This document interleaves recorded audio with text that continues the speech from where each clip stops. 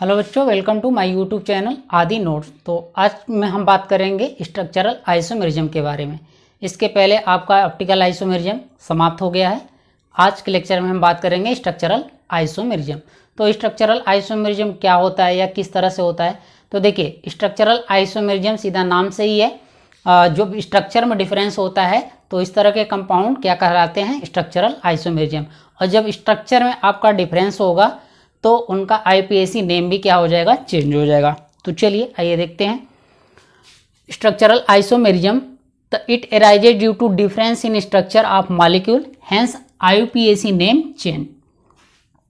तो चलिए एग्जांपल लेके हम समझाते हैं आपको। तो देखिए ये आपका कंपाउंड है, ये न्यूमैन्स प्रोजेक्शन के थ्रू है। एक यहाँ पे CH3, यहाँ पे हाइड्रोजन, यहाँ पे हाइड्रोजन, और आपका जो सर्किल से लगा हुआ है हाइड्रोजन, हाइड्रोजन और मेथिल ग्रुप। तो एक और कंपाउंड है इस तरह से,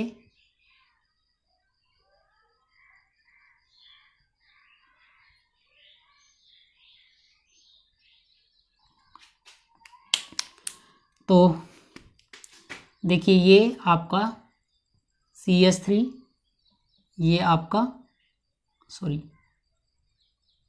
ये हाइड्रोजन, ये हाइड्रोजन।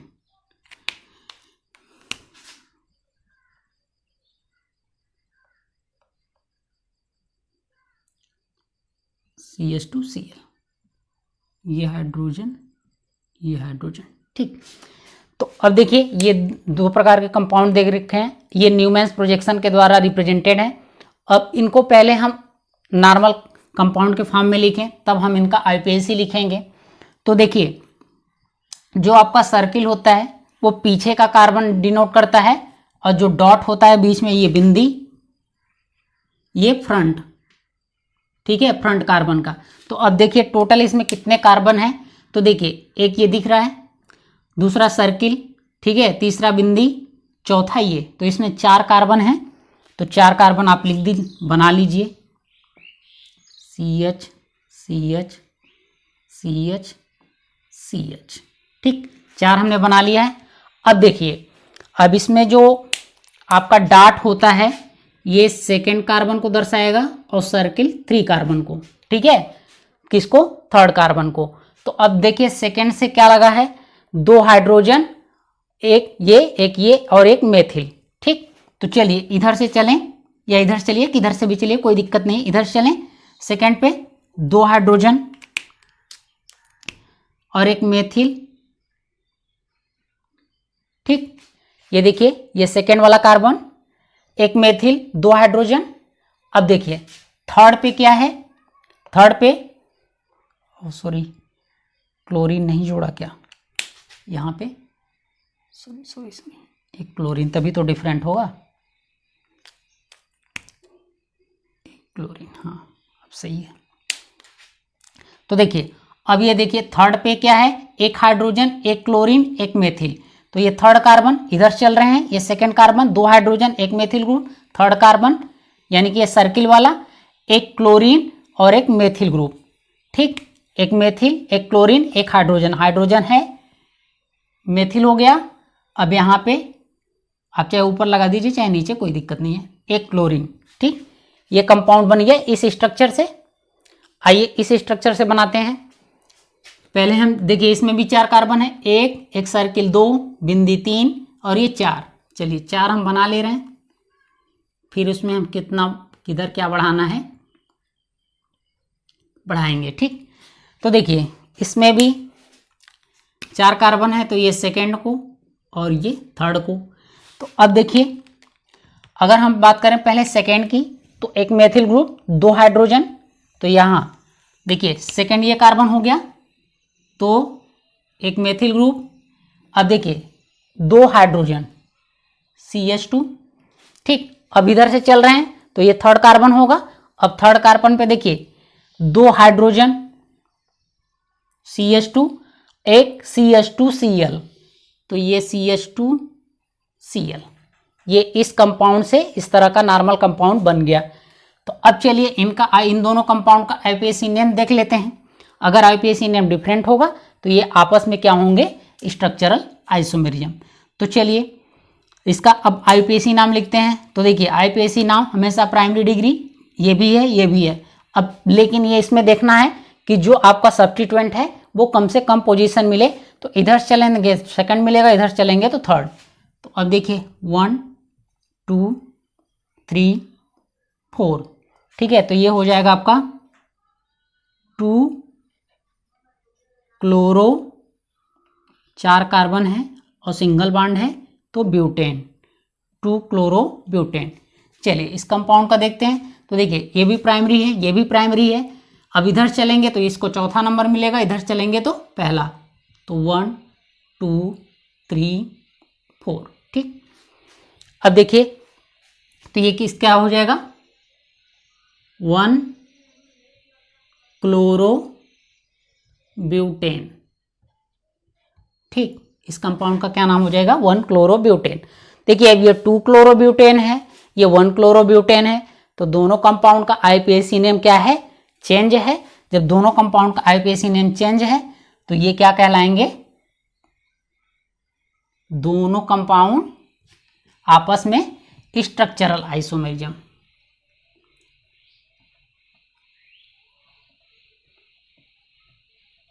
स्ट्रक्चरल आइसोमेरिज्म, ठीक। ये दोनों कंपाउंड क्या हैं, स्ट्रक्चरल आइसोमेरिज्म, ठीक। अब चलिए बात करते हैं हम degree of unsaturation. Degree of unsaturation short में इसको DU बोलते हैं।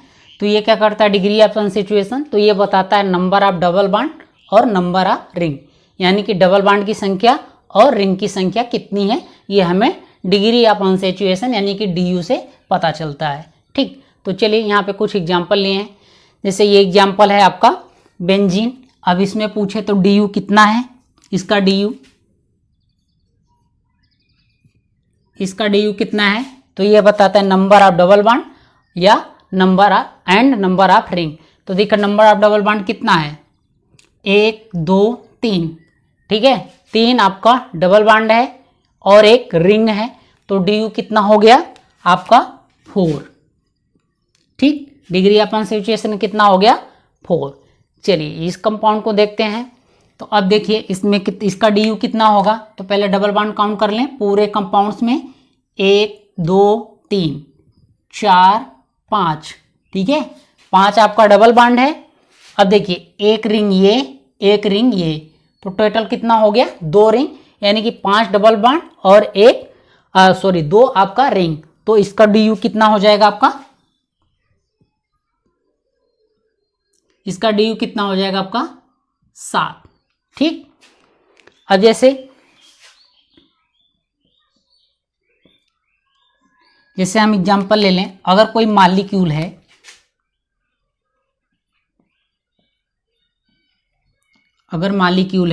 अगर उस मॉलिक्यूल का DU 2 है तो क्या पॉसिबिलिटी हो सकती है।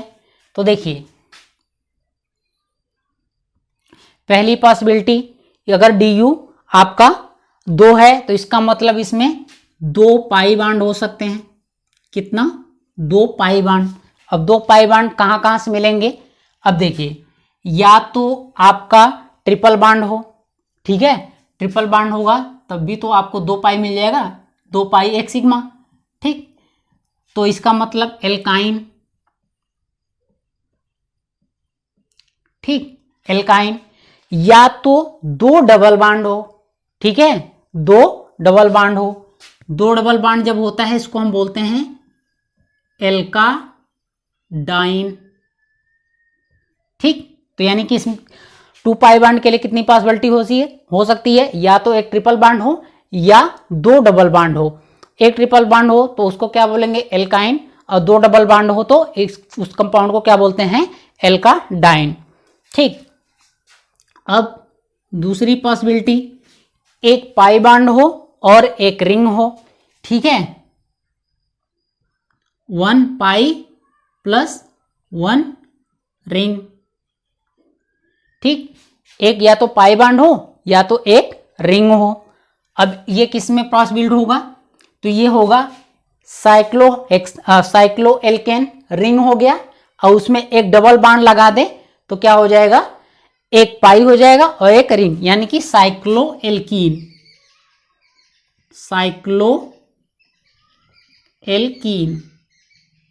ठीक, साइक्लो एल्कीन, साइक्लो की वजह से एक आपका डिग्री और डबल बॉन्ड की वजह से एक डिग्री, ठीक, तो साइक्लो एल्कीन। तीसरी पॉसिबिलिटी क्या हो सकती है कि दो रिंग हो, ठीक, क्या हो, दो रिंग हो,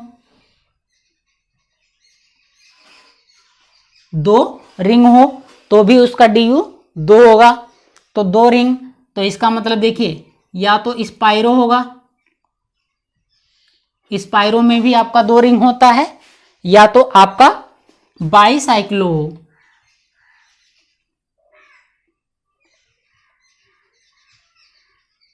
बाईसाइक्लो हो, ठीक।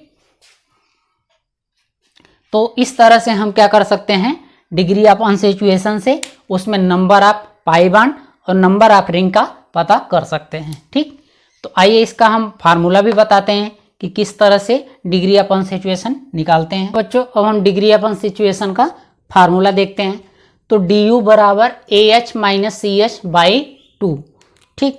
तो यहाँ पे AH का मतलब है एल्केन का हाइड्रोजन, यानी कि जो गिवन कंपाउंड है उसका एल्केन क्या होगा, यानी कि AH all hydrogen of that alkane, CH all hydrogen of given compound, ठीक। तो ये आप फार्मूला याद रखिएगा।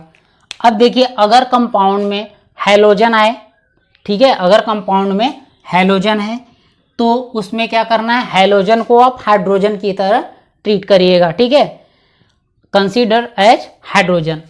अगर ऑक्सीजन या सल्फर का उस कंपाउंड में आए, यानी कि ये डाईवैलेंट, तो इसको क्या कर देना है, जस्ट लीव एस, यानी कि उसको छोड़ देना है, उससे कोई मतलब नहीं है।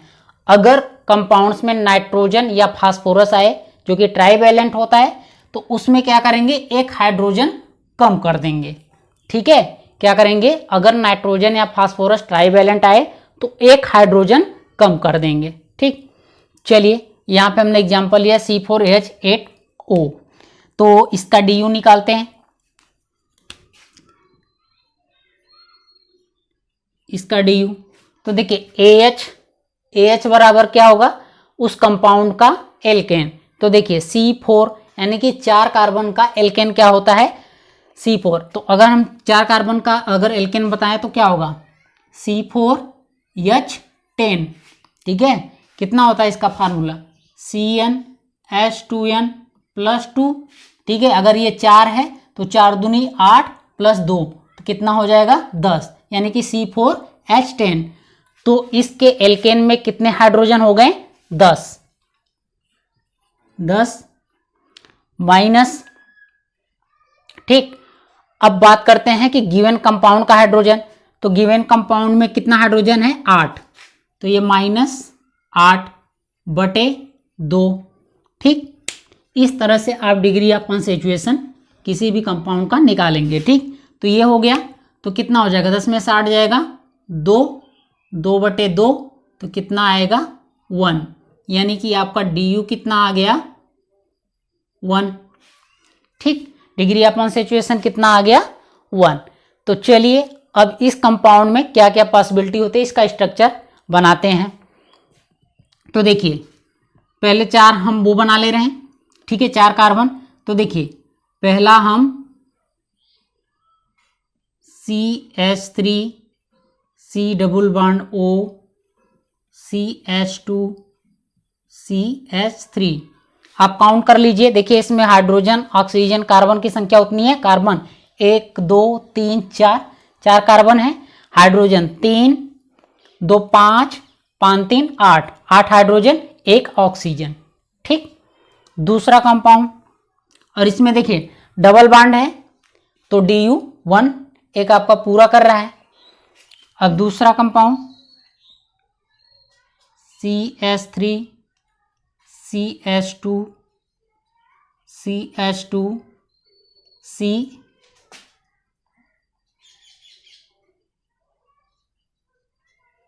ये एल्डिहाइड, ये कीटोन है एल्डिहाइड। अब इसमें भी काउंट कर लीजिए, 1 2 3 4 4 कार्बन, 3 2 5 2 7 1 8 8 हाइड्रोजन और एक डबल बॉन्ड, यानी कि डिग्री ऑफ अनसैचुरेशन 1। ठीक, दूसरी पॉसिबिलिटी क्या करते हैं, हम एक डबल बॉन्ड लगा दें और एक OH कम हो रहा है,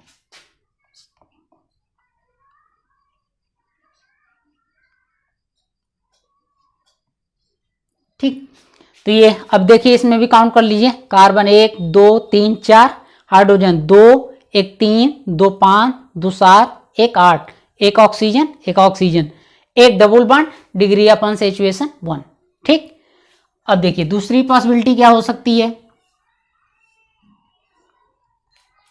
दूसरी पॉसिबिलिटी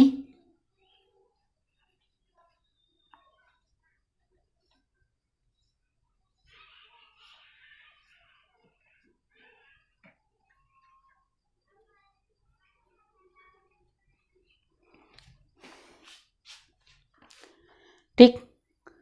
तो अब ये देखिए, ये CH2 double bond CH oxygen CH2 CH3। अब इसमें देख ले, कार्बन 1 2 3 4 4 कार्बन, 2 1 3 2 5 3 8 8 आपका हाइड्रोजन, एक ऑक्सीजन कंप्लीट, एक डबल बॉन्ड, तो ये आपका डिग्री ऑफ अनसैचुरेशन। ठीक, अब ये तो ओपन साइकिल में इससे ज्यादा स्ट्रक्चर आपका नहीं होगा। अब आपका एक स्ट्रक्चर दो स्ट्रक्चर आपके साइकिल के बन सकते हैं। तो चलिए, इसमें नीचे जगह नहीं है तो हम आगे बना रहे हैं। देखिए, अब या तो हम 4 कार्बन की रिंग बना दें। ठीक, अब इससे क्या हो जाएगा, डिग्री ऑफ अनसैचुरेशन 1। अब देखिए 1 2 3 4 कार्बन, और देखिए 2 2 4 2 6 और एक 7, ठीक है, अरे 8। अगर यहाँ पे हम एक अभी ऑक्सीजन बचा OH लगा दें तो देखिए 2 2 4 2 6 एक 7 एक 8 हाइड्रोजन और एक ऑक्सीजन, साइकिल की वजह से डिग्री ऑफ अनसैचुरेशन 1। तो एक रिंग हो गया। दूसरा एक और रिंग हो सकता है, आप इस तरह से कर दीजिए, एक रिंग हो गया। ठीक, अब देखिए, अब इसमें भी ऑक्सीजन बचा, डिग्री ऑफ अनसैचुरेशन इसकी वजह से 1। अब हम क्या करते हैं कि यहाँ पे ऑक्सीजन और क्या कर दें, एक CH3 जोड़ दें। ठीक, तो देखिए आपका 1 2 3 कार्बन, एक 4 4 कार्बन हो गया, हाइड्रोजन काउंट कर लीजिए, 2 2 4 और एक 5 5 3 8, एक ऑक्सीजन और एक रिंग की वजह से डिग्री ऑफ अनसैचुरेशन 1। तो देखिए इतनी पॉसिबिलिटी हो सकती है। अभी हमने टोटल नंबर ऑफ आइसोमर नहीं बनाए, इसमें उन कंपाउंड के और भी आइसोमर बन सकते हैं, लेकिन अभी आपको बस इतना सिखा रहे हैं कि कौन कौन टाइप के कंपाउंड्स पॉसिबल हो सकते हैं। ठीक, तो चलिए कुछ और एग्जांपल लेके आपको समझाते हैं, इसको लिख लीजिएगा। चलिए, तो दो और कंपाउंड हमने लिया है, C4H8O2 और C3H9N। तो चलिए इसका हम पहले डिग्री ऑफ अनसैचुरेशन निकालते हैं। तो देखिए Du बराबर क्या हो जाएगा आपका, क्या था, AH - CH/2। AH का मतलब गिवन कंपाउंड का एल्केन बनाएंगे। तो देखिए 4 कार्बन का एल्केन है, तो इसमें टोटल हाइड्रोजन कितने हो जाएंगे, 4 दूनी 8 2 10 माइनस गिवन कंपाउंड का हाइड्रोजन। तो देखिए गिवन कंपाउंड में हाइड्रोजन कितने हैं, 8। अब चूंकि इसमें साइड में देखना है, अगर आपका हेलोजन आए, ऑक्सीजन आए, यानी कि डाइवैलेंट या ट्राइवैलेंट, तो भी कुछ करना है। तो देखिए आप हेलोजन है नहीं, हेलोजन होता तो एक हाइड्रोजन क्या करते, बढ़ा देते। अब हेलोजन नहीं है, ऑक्सीजन, डाइवैलेंट के लिए कहा था जस्ट लीव अस, तो इसका मतलब इससे कोई मतलब नहीं है। जितना हाइड्रोजन है कितना है आपका 8/2, तो कितना आ जाएगा आपका 1। तो यानी कि du कितना आ गया आपका, चलिए नीचे लिखते हैं, du बराबर कितना आ गया 1। ठीक, तो चलिए अब डिग्री ऑफ अनसैचुरेशन पता चल गया।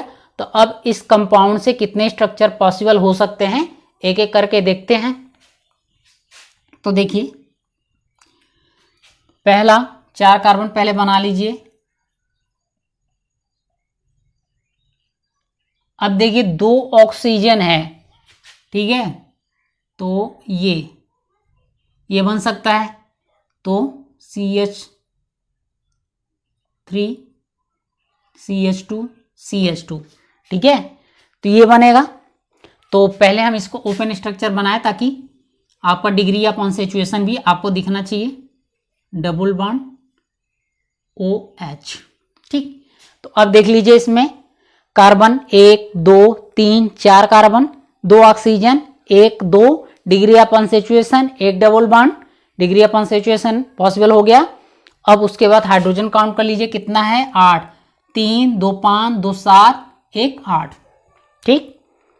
अब दूसरा कंपाउंड क्या बन सकता है आपका, अभी याद रखना अभी हम टोटल नंबर ऑफ आइसोमर नहीं बना रहे हैं, अभी इसमें पॉसिबल आप कंपाउंड बना रहे हैं, ठीक है, ये आप ध्यान रखिएगा। तो अभी ये मत काउंट करने लगना कि इतना आपका आइसोमर बन गया, नहीं, अभी हम सिर्फ आपको कितना पॉसिबल आप कंपाउंड बन सकता है। अभी इस कंपाउंड में एक से अधिक आइसोमर बन सकते हैं, ठीक है, नया जो अगला कंपाउंड बनेगा उससे में एक से अधिक आइसोमर बन सकते हैं। तो भाई टोटल नंबर ऑफ आइसोमर नहीं बना रहे हैं, तो कंफ्यूज मत होइएगा। अभी हम पॉसिबिलिटी कर रहे हैं कि कितने कंपाउंड, कितने डिफरेंट टाइप के कंपाउंड बन सकते हैं, ठीक। तो दूसरा CH3 CH2 ऑक्सीजन,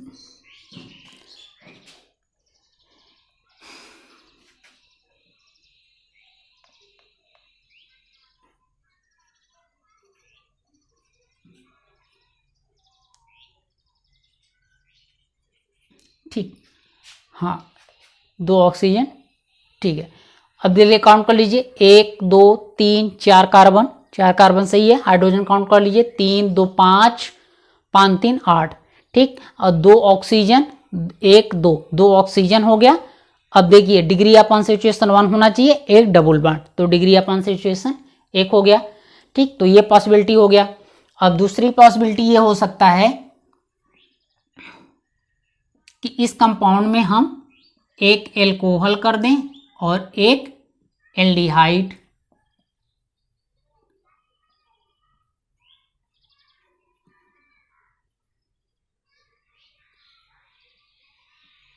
ठीक। तो अब इसमें काउंट कर लीजिए 1 2 3 4 कार्बन, हाइड्रोजन 3 1 4 5 2 7 1 8, ठीक। अब देखिए 2 ऑक्सीजन 1 2, ठीक। अब उसके बाद degree of unsaturation 1 double bond, degree of unsaturation 1 हो गया। अब दूसरा पॉसिबिलिटी, अब ये देखिए ओपन साइकिल में इतना ही पॉसिबल हो सकता है, ठीक है। दूसरा अब हम साइक्लिंग में जाएं,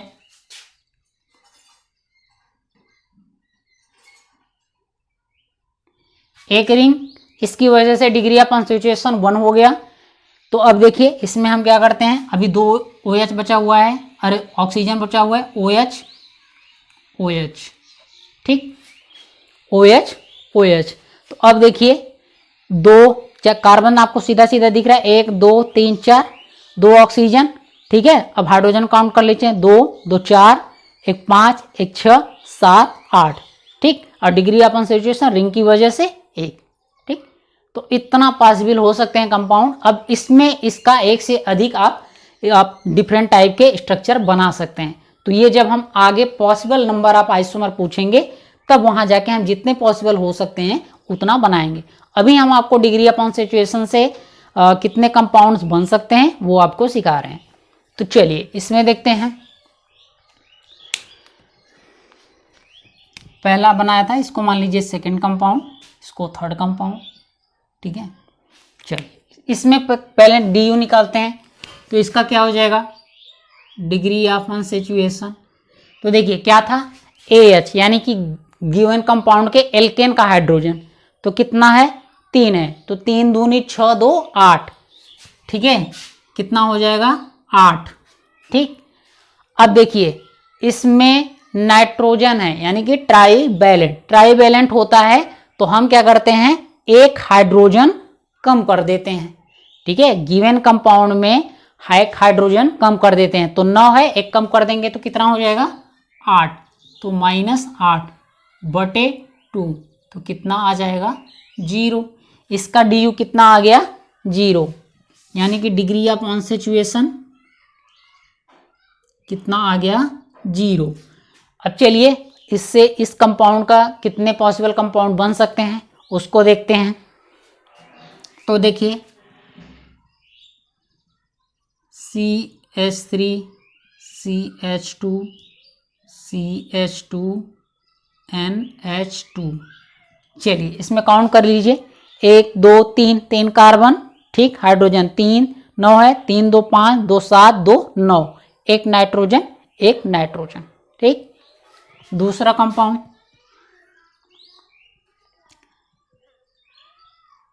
CH3 CH2 NH CH3, ठीक। चलिए इसमें काउंट करते हैं 1 2 3 हाइड्रोजन, 3 कार्बन, 3 2 5, 1 6, 3 9, ठीक, 9 आपका हाइड्रोजन और एक नाइट्रोजन, ठीक। तीसरा कंपाउंड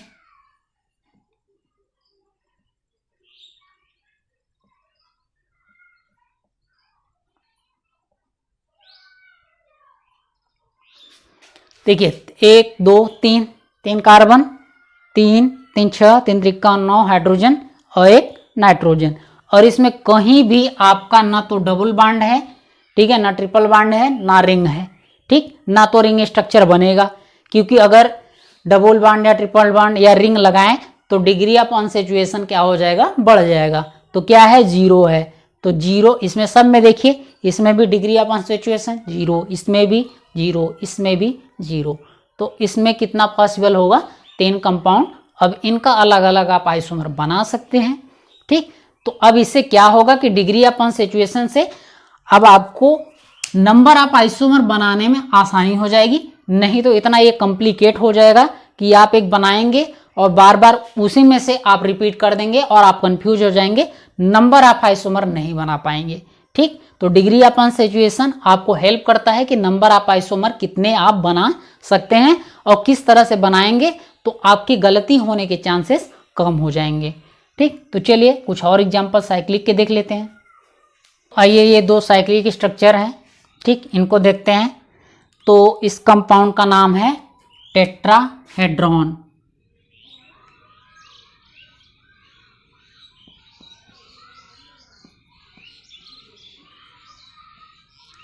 टेट्राहेड्रॉन, ठीक, इसको बोलते हैं ट्राईसाइक्लिक कंपाउंड,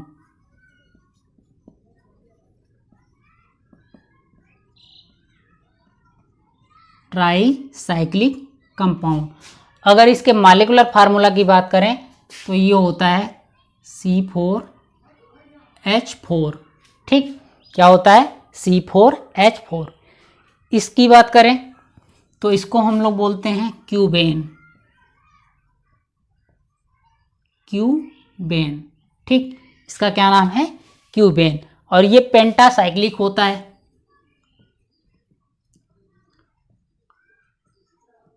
पेंटासाइक्लिक होता है, अभी आपको पता चल जाएगा। और इसके कंपाउंड की बात करें तो ये होता है C8H8, ठीक।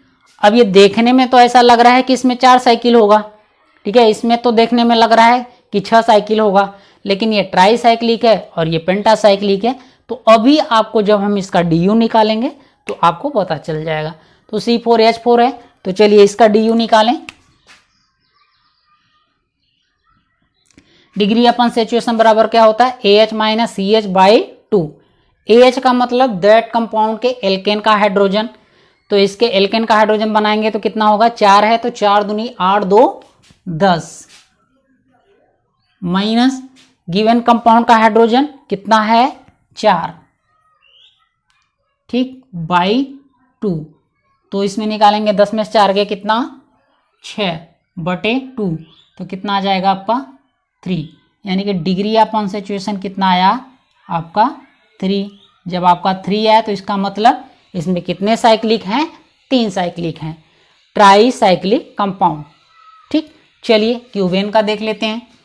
तो देखिए इसका हम डिग्री ऑफ कॉन्सेंट्रेशन निकालेंगे तो AH - CH/2, तो AH नंबर ऑफ एल्केन का हाइड्रोजन मतलब गिवन कंपाउंड के, तो ये कंपाउंड कितना है 8, तो 8 दूनी 16, 16 2 18, तो इसमें हाइड्रोजन की टोटल संख्या कितनी हो जाएगी 18 माइनस गिवन कंपाउंड का हाइड्रोजन कितना है 8, और नाइट्रोजन या ऑक्सीजन सल्फर या हैलोजन इस तरह के कोई कंपाउंड तो लगे नहीं है, तो ये सब चेक करने की कोई आवश्यकता नहीं है।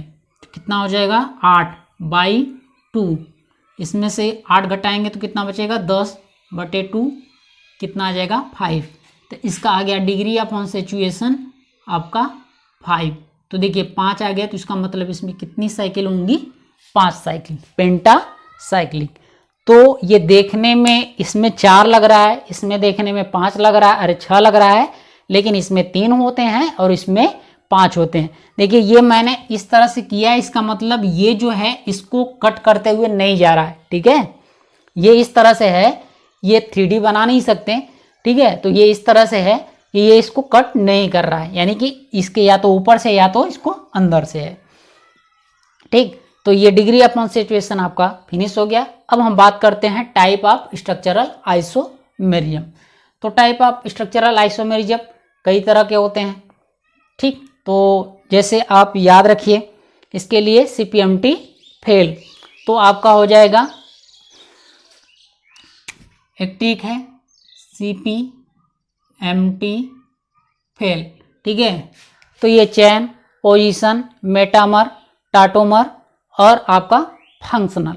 ठीक है, तो ये इतने टाइप के होते हैं। तो यहाँ पे हम आपको टाटोमर नहीं बताएंगे, टाटोमर हम आपको आगे बताएंगे, बाकी 4 आपको यहीं पे बताएंगे, चैन, पोजीशन, मेटामर और फंक्शनल आइसोमेरिज्म।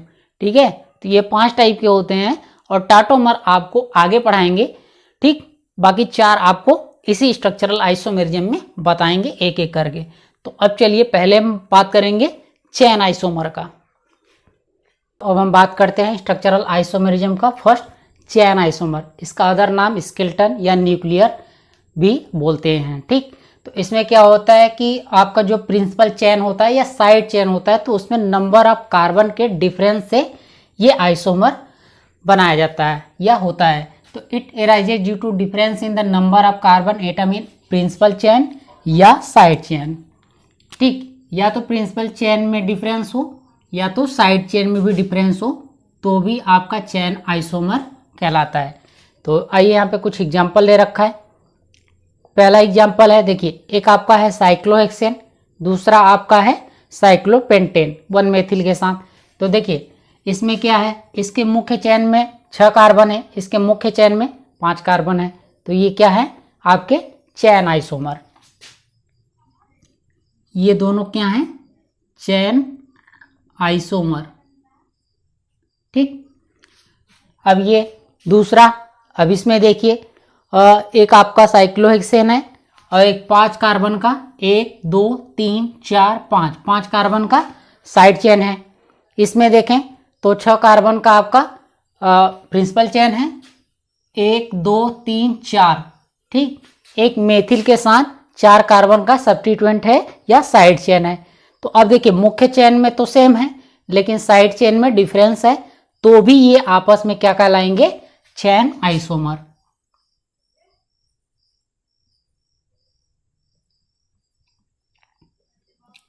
चैन आइसोमर। ठीक, तो आइए यहाँ पे हमने कुछ एग्जांपल लिया, जैसे आपका है प्रोपेन C3H8। अब प्रोपेन का क्या प्रोपेन आपका चैन आइसोमर बनेगा, चलिए ये देखते हैं। तो यहाँ पे हम इसका स्केलेटन फार्मूला लिखेंगे केवल, ये 3 कार्बन का हो गया। ठीक है, तो देखिए ये आपका प्रोपेन। अब देखिए इसका अगर हम अगला स्ट्रक्चर बनाएंगे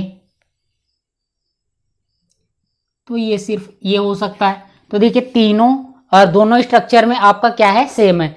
तो ये जो आपका प्रोपेन है, ये आपका चेन आइसोमर शो नहीं करता।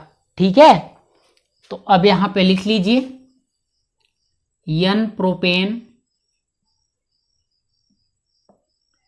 Not show chain isomer.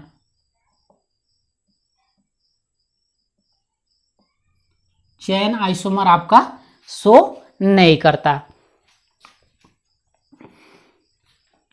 क्योंकि इसमें स्ट्रक्चर डिफरेंट होता ही नहीं है। कार्बन को चाहे यहां जोड़िए चाहे यहां जोड़िए, हर बार आपका स्ट्रक्चर क्या बनेगा, सेम बनेगा। ठीक,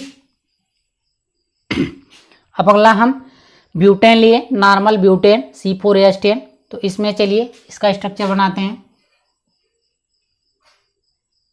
ये हो गया नॉर्मल ब्यूटेन। अब देखिए इसका अगला स्ट्रक्चर ये कर सकते हैं।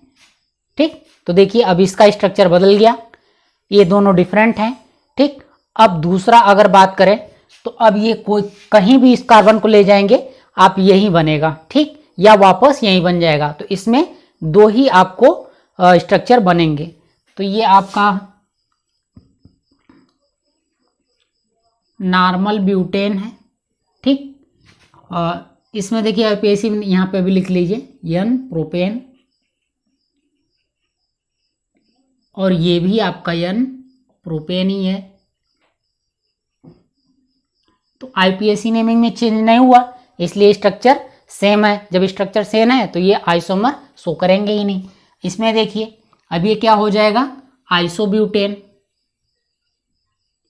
क्या हो जाएगा, ये आइसोब्यूटेन। ये क्या कहलाएगा आपका, आइसोब्यूटेन। तो देखिए ये नॉर्मल ब्यूटेन है, ये आइसोब्यूटेन है। तो ये दोनों आपस में चेन आइसोमर शो करेंगे। तो कितना चेन आइसोमर बनेगा, 2। ठीक है, अब आगे बात करते हैं। देखिए अगला है आपका नॉर्मल पेंटेन। तो आइए नॉर्मल पेंटेन का बनाते हैं। तो देखिए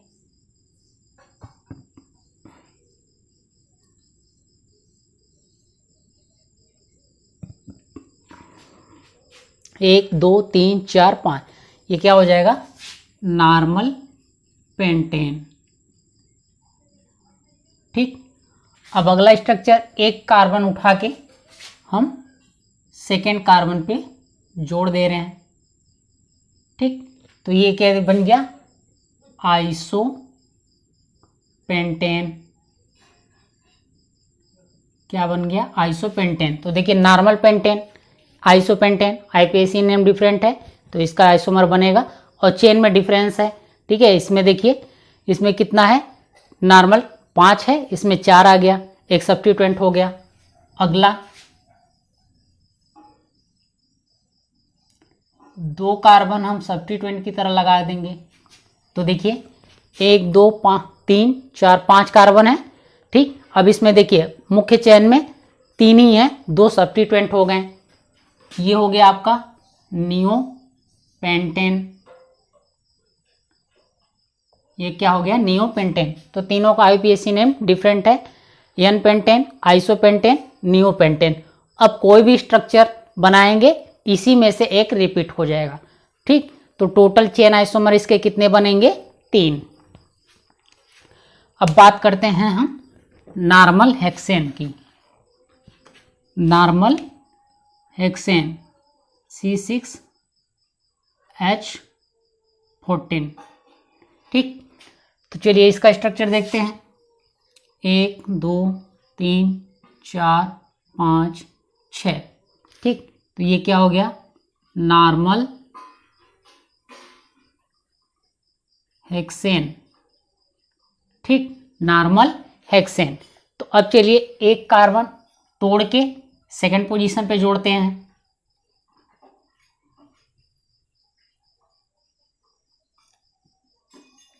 ये ठीक, तो देखिए प्रिंसिपल चेन में एक कार्बन अब कम हो गया, सब्स्टिट्यूएंट बन गया, तो इसका नाम हो जाएगा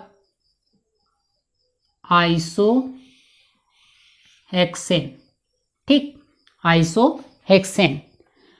अब क्या करते हैं, एक और आपका कार्बन तोड़ के थर्ड पोजीशन पे लगाते हैं।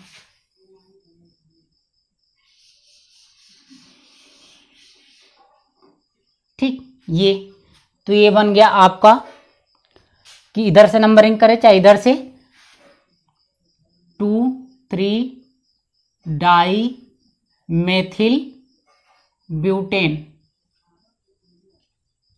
ठीक, 2,3 डाई मेथिल ब्यूटेन क्या बन गया आपका, 2,3 डाई मेथिल ब्यूटेन।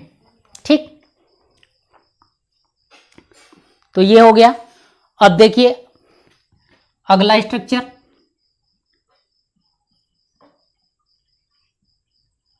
अब देखिए इस पे हम क्या करते हैं, ऊपर लिखते हैं,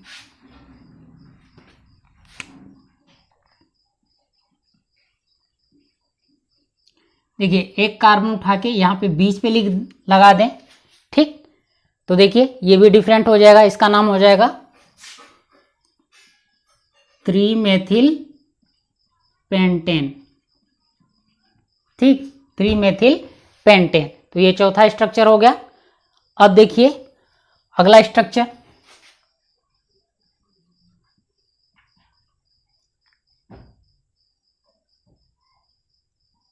ये। ठीक, अगला स्ट्रक्चर ये है। अब ये हो जाएगा आपका 2,2 डाई मेथिल ब्यूटेन। ठीक, 2,2 डाई मेथिल ब्यूटेन, या इसी को आप कह सकते हैं नियो हेक्सेन। Neo hexane. ठीक, क्या कह सकते हैं, नियो हेक्सेन। तो अब देखिए इसमें टोटल कितने स्ट्रक्चर बने, 5। ठीक, काउंट कर लीजिए। अब आप बनाएंगे तो रिपीट हो जाएगा 1, 2, 3, 4, 5। ठीक है, अब कोई भी स्ट्रक्चर बनाएंगे इसी में से एक रिपीट हो जाएगा। आप अपने रफ कॉपी पे इसे कर सकते हैं। ठीक है, इसमें कितना बना था, 1, 2, 3। ठीक, अब आगे हम बात करें जैसे 7, 8, 9 कार्बन का, तो यहाँ पे लिख देते हैं कार्बन, यहाँ पे नंबर ऑफ आइसोमर। ठीक, अब अगर हम जैसे 6 तक तो हमने बना दिया, अब अगर हम कार्बन नंबर 7 का ले लें, 7 का यानी कि हेप्टेन। ठीक, तो ये 7 का लेंगे तो इसमें टोटल नंबर ऑफ आइसोमर कितना बनेंगे, 9। अगर हम 8 का लेंगे तो टोटल बनेंगे 18। ठीक, अगर हम यहाँ पे 9 ले लेंगे तो यहाँ बनेगा टोटल 35। और यदि यहाँ पे हमने 10 ले लिया, 10 कार्बन का एल्केन ले लिया, तो यहाँ पे बनेगा टोटल 75। ठीक, तो इस तरह से अगर 7 का लिए तो 9 बनेगा, और 8 लिए 18, 9 लिए तो 35, और 10 लिए तो 75। ठीक, तो इसको आप याद रखिएगा। आप चाहे तो आप बना भी लेंगे। ठीक है, आप अगर बना भी लेंगे तो भी इतने ही आएंगे, तो इतना लंबा आपको बनाने के लिए नहीं आता, तो आप इसको याद रखिएगा। ठीक है।